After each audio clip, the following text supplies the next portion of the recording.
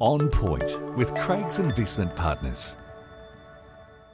The information provided here is general in nature and it's not financial advice. It doesn't take into account your situation, objectives, goals, or risk tolerance. All investments are subject to risks and none are guaranteed. Before you make any investment decisions, we recommend you contact an investment advisor.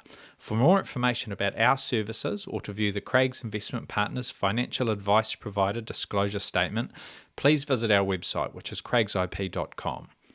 Welcome to On Point. I'm Mark Lister, Investment Director at Craig's Investment Partners, and I'll be talking about a range of topics including economics, portfolio strategy, investor education, and anything else that's happening out there in financial markets. G'day team, hope you're all well. Let's run through some of last week's key events, then let's turn our attention to what's coming up in the week ahead.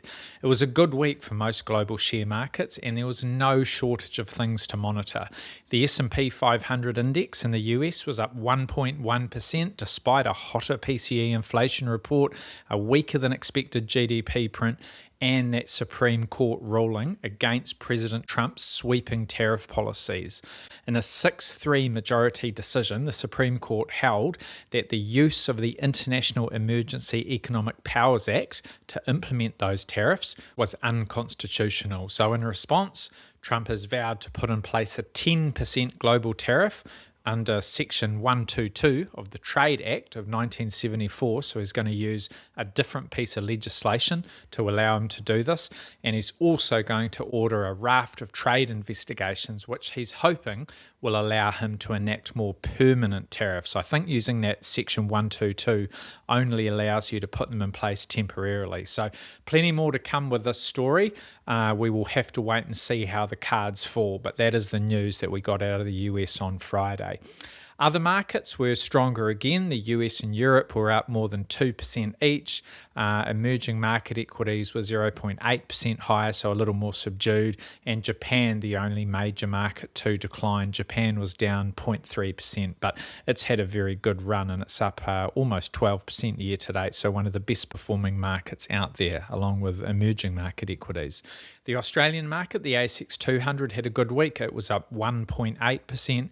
And here in New Zealand, the local NZX 50 finished the week 0.8% higher. Interest rates, local interest rates were down after that more measured tone that we heard from the Reserve Bank. We'll talk about that soon enough. So the New Zealand 5-year swap rate finished at 3.48%. That's a fall of about 0.2% from where it was a week earlier. And on the back of that, the NZX Corporate Bond Index had a good week. It returned to 0.6%. That sees it up 0.9% this year. So fixed income has outperformed equities at this point so far in 2026. That less hawkish stance from the Reserve Bank also saw the New Zealand dollar fall. It was down 1.1% against the greenback, so below US 60 cents now, and it fell 1.2% against the Australian dollar. So it's now below 85 cents against the Aussie, and we haven't seen it that low since 2013, sort of 13 years ago almost, July 2013 I think it was. Running through some of the key releases of last week and starting with the US, we did see that hotter inflation report and we saw a weaker GDP print. So the personal consumption expenditures inflation report, this was stronger than expected at both the headline and the core level. This is for December. It's been delayed because of the shutdown, so it's a little bit dated now. But it's still one of the Federal Reserve's preferred inflation measures, so it does warrant some attention. So headline PCE inflation rising at an annual pace of 2.9%. That's the highest in almost 2 years, and it was above forecast for 2.8%. Core PCE inflation rose at an annual rate of 3%. That's the highest since February 2025, and it was also a little higher than what markets were expecting. Meanwhile, on the GDP front, December quarter GDP came in at an annualized 1.4%, so that's well below forecasts. I think the market was looking for about 2.8%, so about half the pace of what the market was looking for. However, remember that we did get that government shutdown in the final quarter of last year, and it was a very lengthy one too. So that certainly had an impact. And I think because of that, most economists won't be too concerned about that weaker print. What does that all mean for the Federal Reserve? Well, markets still see 2 rate cuts from the Fed this year, 0.25% rate cuts, so about 50 basis points in total of easing. The first cut is, in the eyes of markets, likely to come in either June or more likely in July. So those were the key releases out of the US. We also got global flash PMIs, and these were much, much more current. They covered the month of February, and they were pretty good, pretty solid across the board. All of the major regions comfortably in expansionary territory. The US composite PMI did fall back a little bit, fell to a 10-month low, but still sitting above 52, so well above 50. In the UK, we saw it hit a 22-month high of 53.9. Australia was steady, was pretty close to its 12-month average at 52.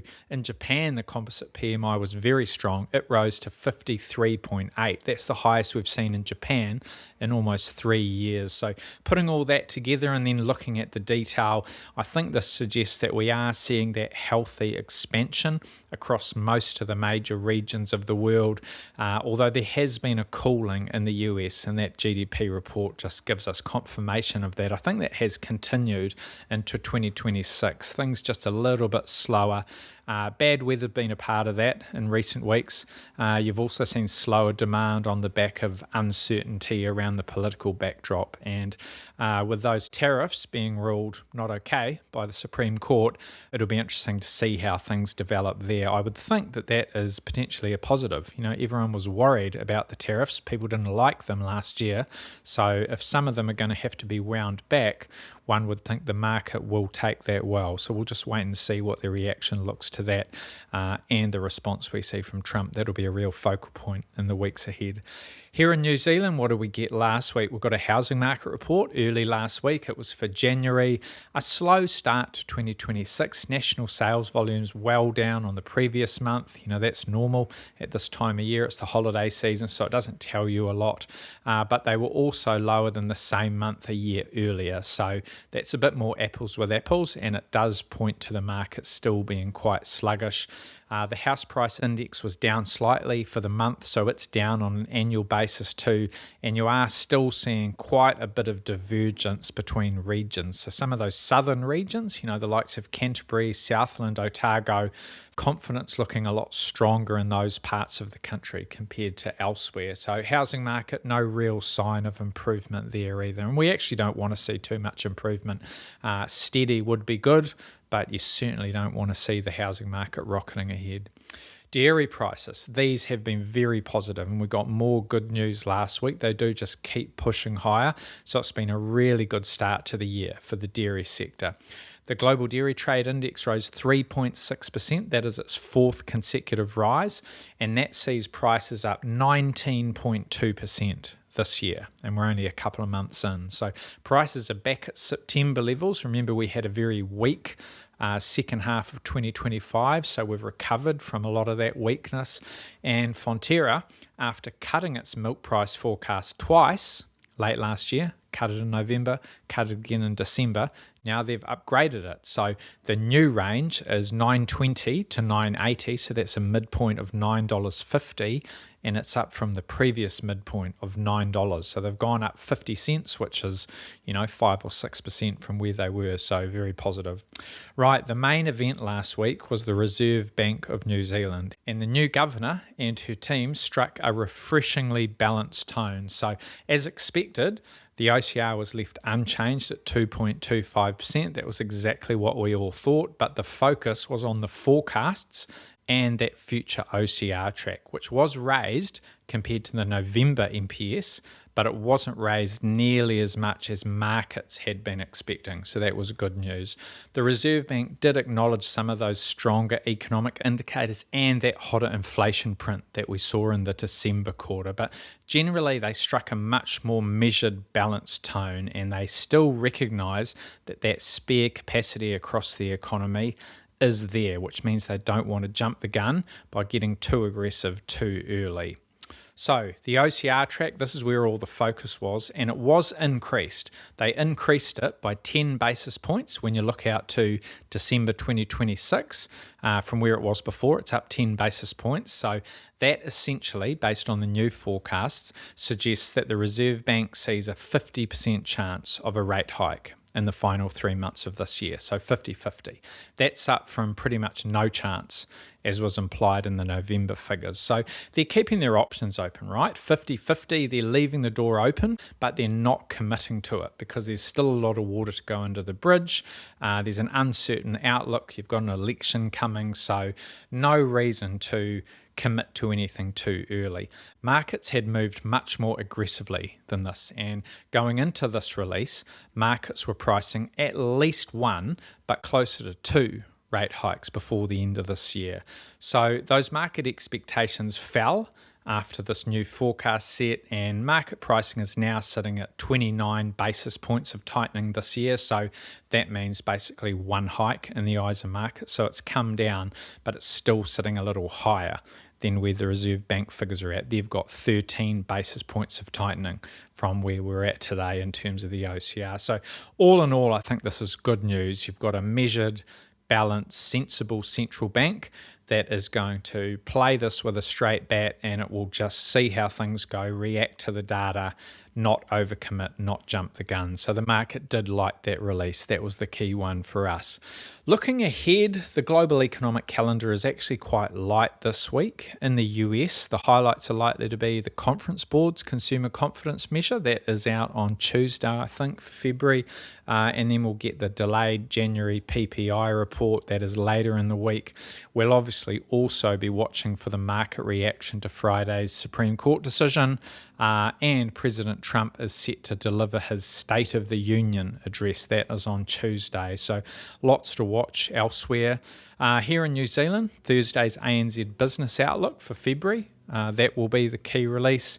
And you've also got a plethora of NZX companies that are set to announce results in the days ahead. This is probably the busiest and the most interesting week in terms of the reporting season. There's lots of companies that I will be really interested in hearing from. And it's every day this week. You've got Chorus, you've got Tourism Holdings, you've got Mercury, Property for Industry, EBOS, Meridian, Air New Zealand, Heartland Group, Precinct Properties, Delegates, Port of Tauranga, Somerset, Vista Group. So there is a real spread of sectors, and it will be a really interesting week. Across the Tasman, not quite as busy. I think they're ahead of us in terms of their reporting season, so we've already seen many of the Australian companies report results, but nonetheless, you've got Woodside, you've got Fortescue, Woolworths and Coles, Harvey Norman, Ramsay Healthcare, plenty of companies we can learn something from. And internationally, we're coming to the tail end of the reporting season. I think about 85% of S&P 500 companies have already reported, and it's been pretty good so far. 3/4 of companies have beaten earnings estimates, but there's still plenty more to come. And some of the highlights this week will be Home Depot, Diageo, Nvidia. That's obviously a huge one. They are releasing their result on Wednesday in the US, so that will be Thursday morning here in New Zealand. Salesforce, that's a company that's been under pressure with the sell-off in software stocks, so it'd be interesting to see their result and hear their outlook commentary. Schneider Electric as well on Thursday. So lots going on. Take care, everyone. Thanks for listening, and we'll talk again soon. For more insights, visit craigsip.com.